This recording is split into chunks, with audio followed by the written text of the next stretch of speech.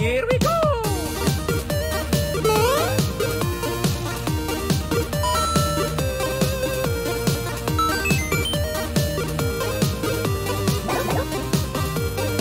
Okay, let's go!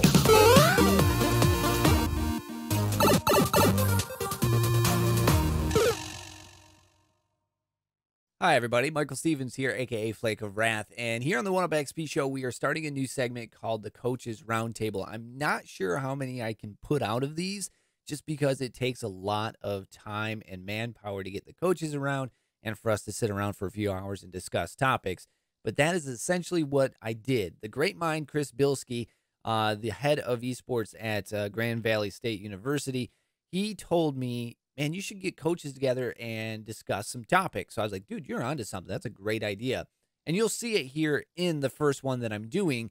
It's 2 hours long. So we split it into 4 episodes. We have 4 topics and 3 coaches and me. And we talk about those 4 topics. They get to choose the topic. They give 4 minutes of what the topic is about. And then we open the floor to everybody to discuss how we correct the situation, how the situation is wrong. Just basically talking about the topic at hand. And these are all topics that are hot button topics right now in the collegiate esport world.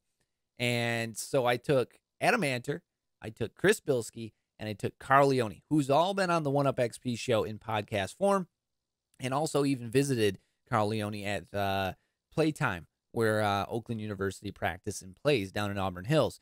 So we sat down, we took 4 topics, we took turns choosing topics and then giving our thoughts on the topic and then discussing the topic.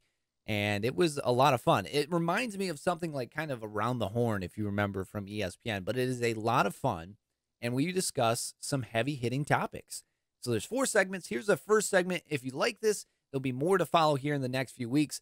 But here's segment 1. Welcome, everybody, to a new segment that we are starting here on the 1UpXP Show.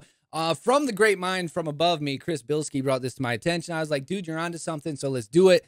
And then I was like, wait, why don't we get 3 of the guys that have actually worked together as some fashion, that are good friends, and let's talk about some of the esports things, the topics in esports, collegiate esports that, we need to bring to light and we need to discuss, because there are a few of them out there that have been red hot on Twitter. So let's discuss these topics. So this is called the Coaches Roundtable. 4 topics. Each person will be able to pick a topic as we'll switch to the topic screen so you can see all of them. But we have pros in collegiate esports. That's a huge topic right now. Divisions within collegiate esports, fully remote student athletes, and then also identifying and supporting high school esports. Now, we did not draw straws. We did not do any numbers. We did not pay rock, paper, scissors. So we're going to have to agree as a group here. Who is going to pick first? Do we let old man Antor pick first? Do we let cool boy Carl pick? Or do we let that guy pick first? I think we should go alphabetically. Oh my no. If we go alphabetically, it's Adam first. Sure. No. And then we have to go by last name because we got Chris and Carl. So we'll go. All right, we'll just go around the horn then. We'll go Adam, we'll go Chris, and then we'll go Carl. Whoa, wait a minute. CA. I'm first. No, Leone. CA. Oh, okay, fine. We'll go last name. That's fine. I'm glad you can spell, but it's not the first name that we're doing. So we're going to go around the horn, and then the last subject, obviously, no one needs to pick it because it's out in the wild. I am not partaking. I'll add my 2 cents when in. Maybe I'll, pick the brain of some things that you guys know more than myself. I'm just here to make sure that no one's giving each other black eyes, because you can see they're all in the same room. So what we're going to be doing here is, first off with Adam, you get to choose, sir, what category you'd like to start off with. Can you repeat the supporting high school one, just so I know? Identifying and supporting high school esports. And obviously there's no, what you have to say is this, what you have to back up is this. It's just a topic that you might have, some things, feelings, whatever on, and how we can, forward that and continue to talk. I want to do the supporting high school scene. He wants to do identifying, supporting high school esports. So that means we start off with Mr. Adam Antor. And before you get going, everyone might say, who's Adam Antor? Well, I've got a fun fact sheet here to introduce everybody on. And anybody else like Chris or like Carl who knows Adam well, you can throw your 2 cents in here as well.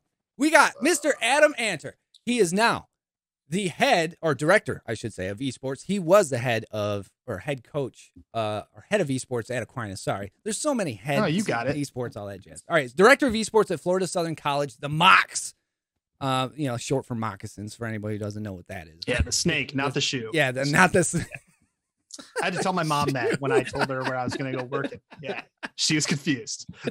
Can you imagine? You just have like a mascot of a shoe running around. It's a next level sponsorship. Yeah, yeah, right. Get moccasins on the horn. Previously head of esports at Aquinas, where you built Aquinas from the ground up, and you just recently moved. And then also you built. We were just talking about it. High school program down by Grand Rapids, correct? I did. West Catholic High School in Grand Rapids. West Catholic High School, which I call you the grandfather of high school esports because that was one of the very first ones back in the day. This is a good fun fact. It paints him in really good light. When he was at Aquinas College, he was famous for having players go to his house to play games when the lab was not available or they had internet issues at Aquinas. Truly He opening had the players doors. go to his house for land. That's the dedication that he All right. had. So backstory is the first 2 months of ever having a program, the internet in the lab didn't work.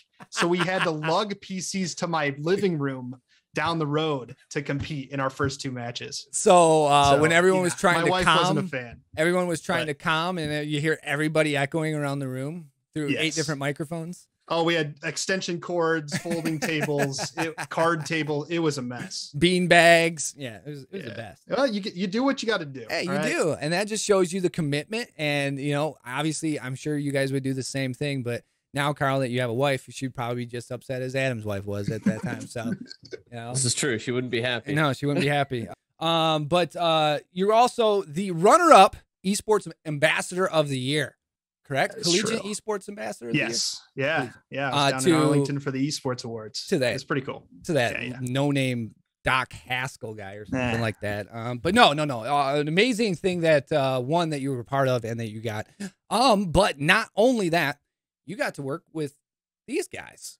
You started these dudes' careers as they were kind of supporting roles at Aquinas, and we'll get to that in a little bit. But right now, we're handing off to Adam Antor. We're starting your timer. You're identifying and supporting high school esports, and go.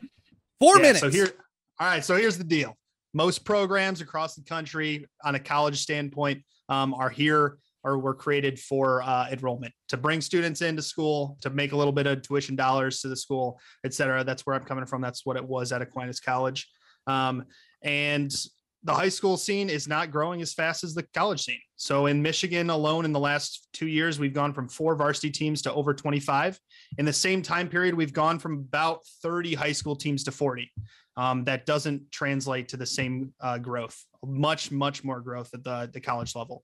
We're going to get to a point very soon, if we haven't already, where we're all fighting over the same small pie of high school students. And a lot of that is because there aren't high school teams that are organized that make it easy to identify talent.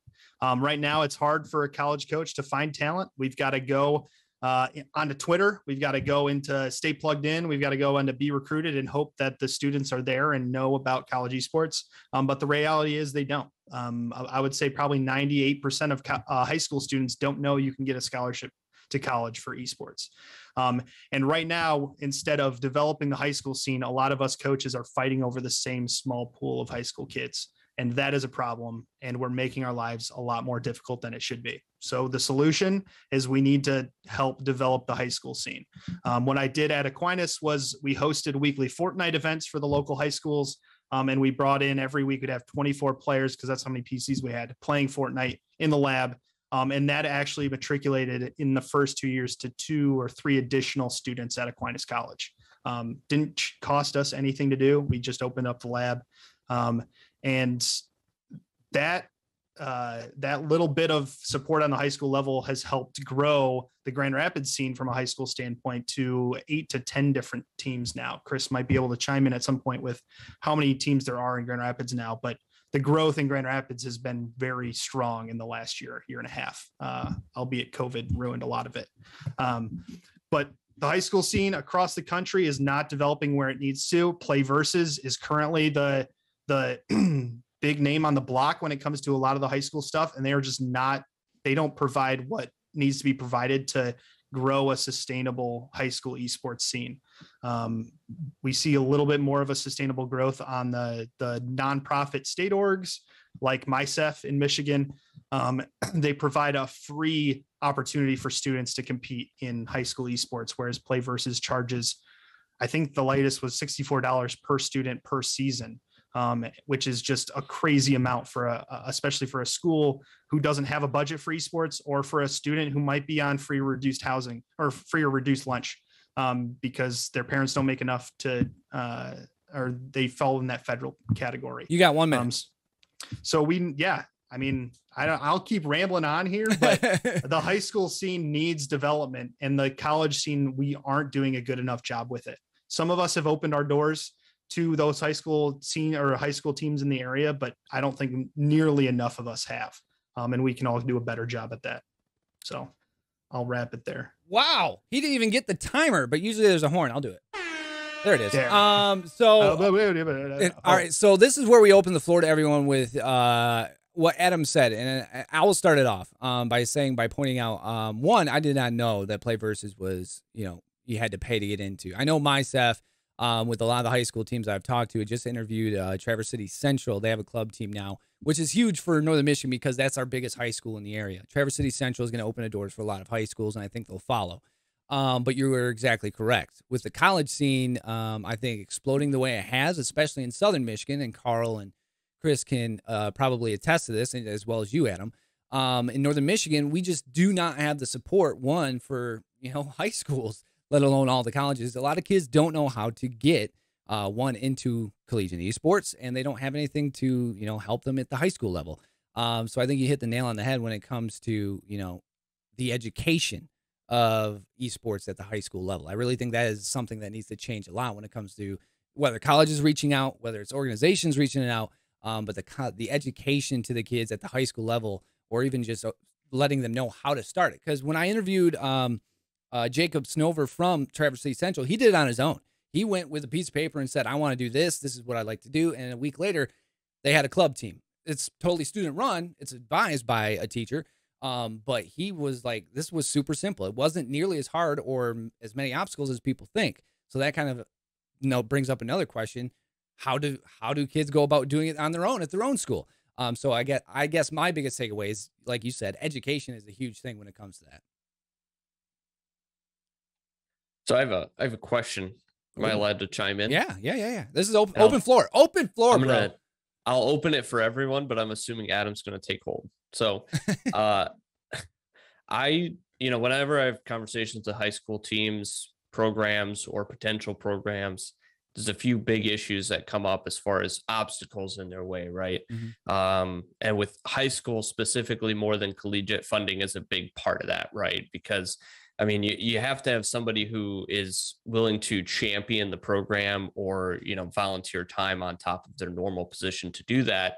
And some programs are lucky they have someone who's really passionate, who's willing to do that just for free, which is incredible. And supporting those programs are amazing. For me, it's about starting new programs at schools that don't have esports programs and identifying that person who's going to take charge for free can be really difficult or maybe even impossible.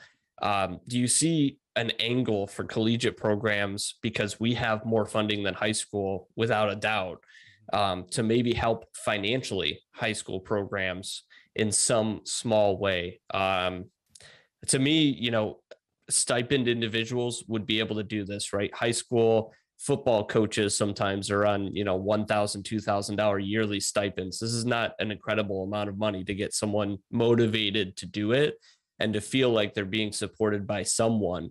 If it's not going to be the high school, is it possible for collegiate programs? Do you see that as an angle, and maybe what barriers would you see in the way there?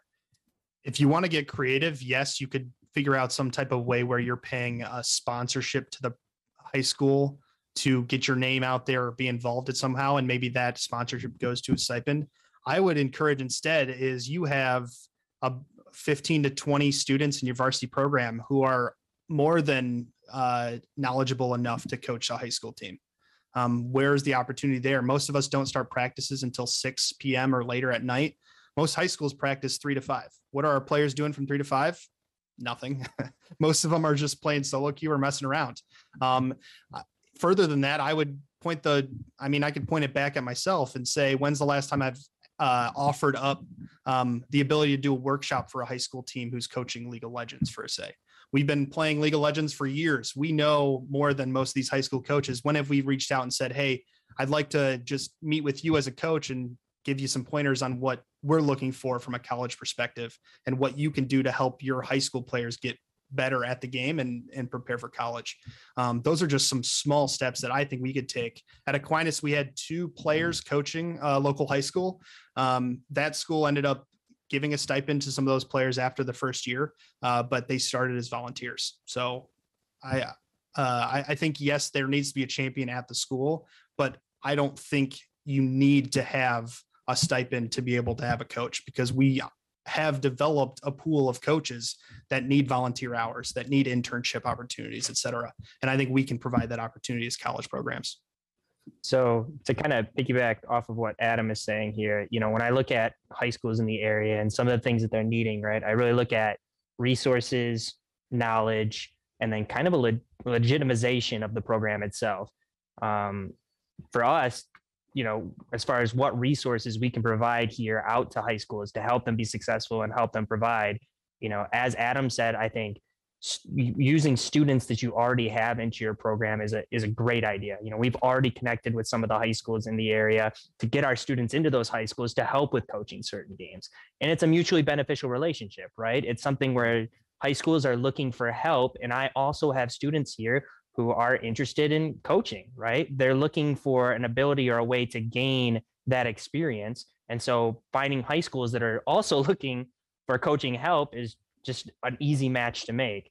Also utilizing our space, right? I know a lot of colleges, or a lot of high schools are looking for ways that either they can create in-person competitive opportunities for their students, or maybe they don't have right away in the beginning the space or the resources to build out a full space for their program, right? Mm-hmm. So here at Grand Valley, I have the opportunity that I've built a space that to me goes beyond campus, right? I really view this as a community space here. So inviting those high schools to come and use that space, inviting them, whether you're hosting events here or doing something on a weekly basis where local high schools could come here to compete against each other, whatever you're looking to do, utilizing the resources that we have to help subsidize the resources that high schools might be missing. Yeah. And then the second thing is the knowledge, right? I know that there's a lot of people out there who are interested in helping students pursue their passions, right? I have students at X high school who are looking to start an esports program, but I don't really know much about esports, or I don't know how to run a program. Where do I even start? So getting ourselves out there in the community to provide that kind of baseline knowledge is to answer those questions, right? Be a visible person out there in the community that is willing and open to having those conversations and helping in any way that you can. If you're not familiar with esports, right, it could kind of be a scary thing to pick up and try to start a program with, but we can be those people that are out there helping the community to start up those type of programs. And I think last is using our brands.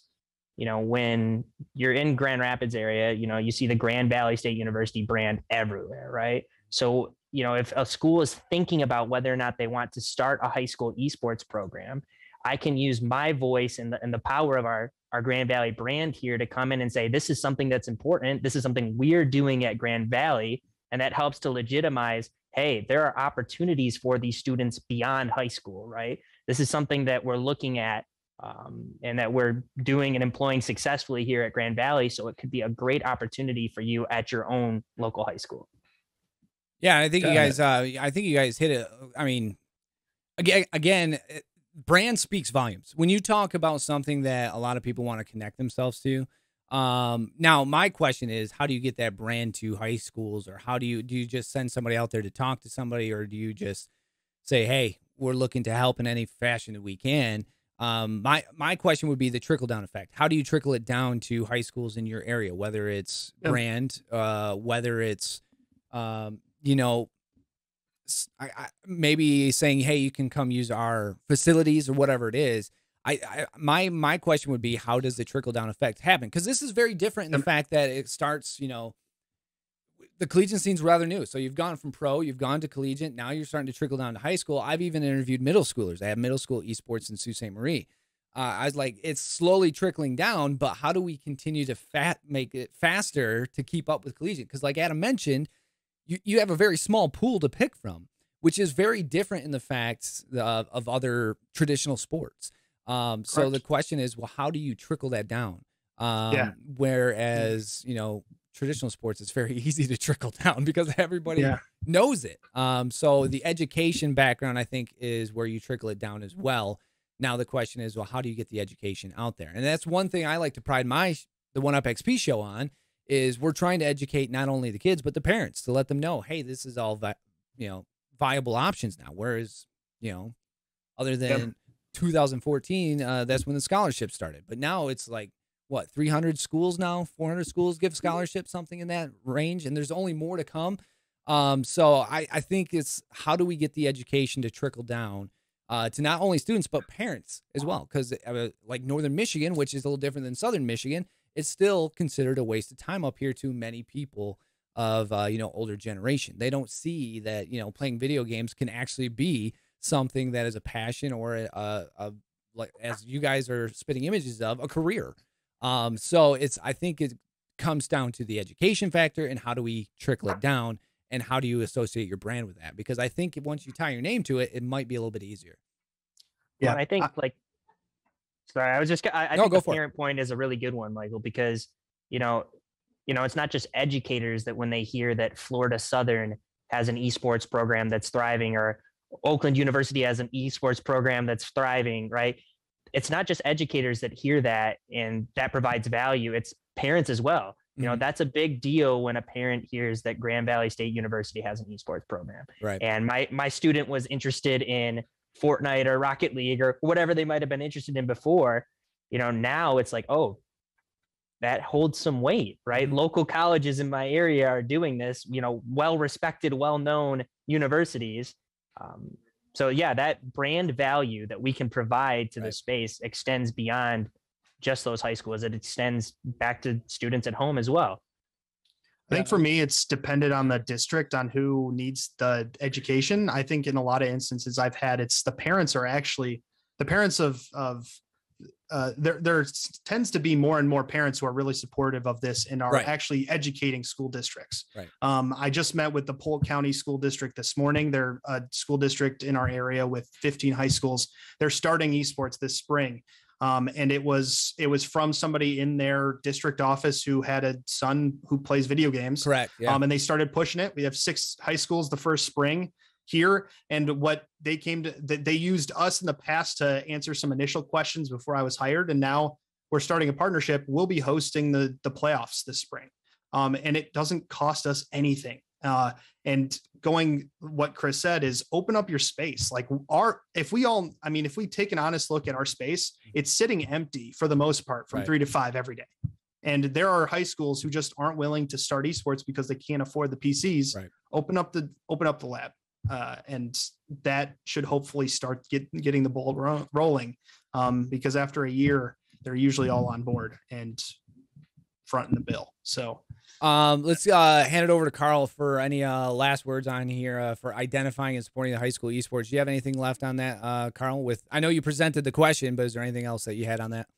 Yeah, I mean, my last point is I'm just really excited for us to hopefully get past COVID at some point where in-person events are wide open and we're back to normal, because to be honest with you, the last 2 years is the bulk of my experience running programs. And it's all been during COVID, where there's all these challenges about being in person. Chris and I had the opportunity to go to Michigan State Finals for MASSP, so high school finals, for a few different esports events. And it was great to see all of the students in person. It was great to see all the parents in person.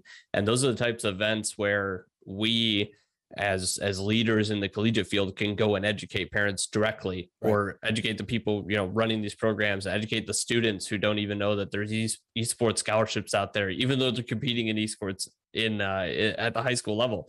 So That's really, I think, an area where I feel we will get out there and really push the education side of it. It's just a little bit limited right now. So maybe for now, it's more about just reaching out to individuals and opening up that hand, like Adam had talked about. And I do have to point out, all of you guys, I know I'm not certain on Adam, but I'm sure he does, because we're talking about it here, but all of you guys open your doors to high school teams in some fashion. And I visited Carl, where, I mean, you're under the Renegades roof for practicing as well as playing. And then you were talking about bringing in high school teams to practice and play as well. Chris, you guys are obviously opening your doors here very shortly next week, which, when this airs, last month. You've talked about obviously getting high schools teams in there to, practice, play, whatever it is, in that fashion. Adam, you mentioned it with your school district, same thing. Obviously, you guys know, and I'm sure a lot of college esports coaches and directors all know, but for the parents and even kids, just look around, because if there is programs, I guarantee you, like in Traverse City, NMC was a big hand in getting Central familiarized with how to run their network, what they need to have on their PCs to allow this to happen so they can play. But to your point, Carl, about COVID, yeah, I mean, it's been 2 years, and now schools are now starting to go back to virtual, which obviously we can do virtual, but it's not the same as when you're in person playing a LAN. I always go back to the WAC. They had their playoffs in person at Aquinas this past fall, which was huge. That was, you don't see many LANs anymore. Or like when we saw the Halo Infinite LAN for the pros. I mean, just the joy and just excitement on everybody's face to have a LAN back. That's another thing. COVID is something that, obviously we're going to talk about forever because of its impact. But once we get around it, yeah, that might open a lot more doors as well.